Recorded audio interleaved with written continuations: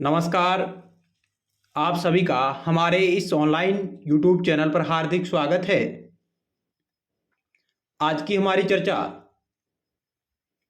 मूल अधिकारों को लेकर रहेगी।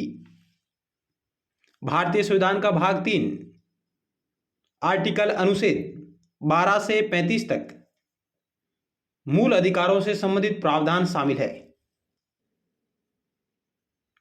मूल अधिकार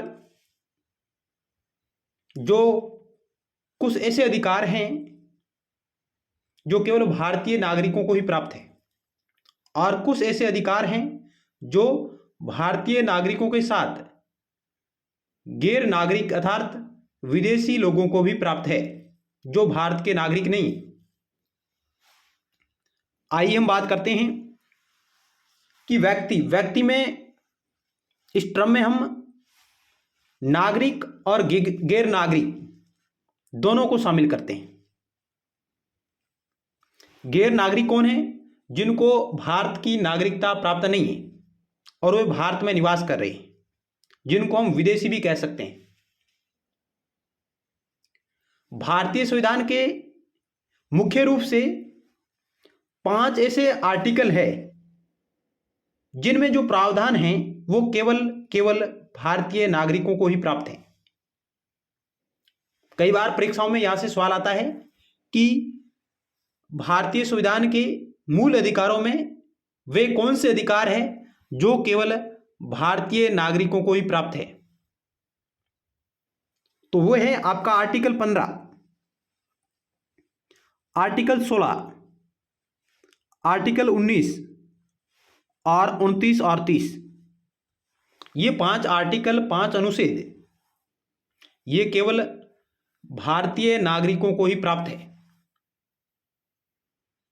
अर्थात ये गैर नागरिकों को प्राप्त नहीं है, अर्थात विदेशी लोगों को ये आर्टिकल प्राप्त नहीं है। इनमें जो प्रावधान है उनको लेकर वो दावा नहीं कर सकते।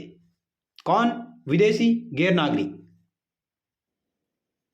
तो यहां से इस प्रकार के सवाल आते हैं कि निम्नलिखित में से कौन से प्रावधान केवल भारतीय नागरिकों को प्राप्त है? निम्नलिखित में से कौन से प्रावधान भारतीय नागरिकों के साथ गैर नागरिकों को ही प्राप्त है? तो बाकी जो अन्य अनुच्छेद है, इनके अलावा जो भी अन्य आर्टिकल है वो नागरिकों के साथ गैर नागरिकों को भी प्राप्त है। जैसे कि उदाहरण के तौर पर आर्टिकल 14 नागरिकों को भी प्राप्त है और गैर नागरिकों को भी प्राप्त है।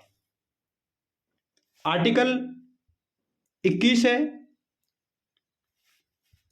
23 है, 24 है, 22 है। यह आर्टिकल है जो भारतीय नागरिकों के साथ साथ विदेशी नागरिकों को भी प्राप्त है, गैर नागरिकों को भी प्राप्त है। केवल ये 5 आर्टिकल आपको ध्यान में रहने चाहिए।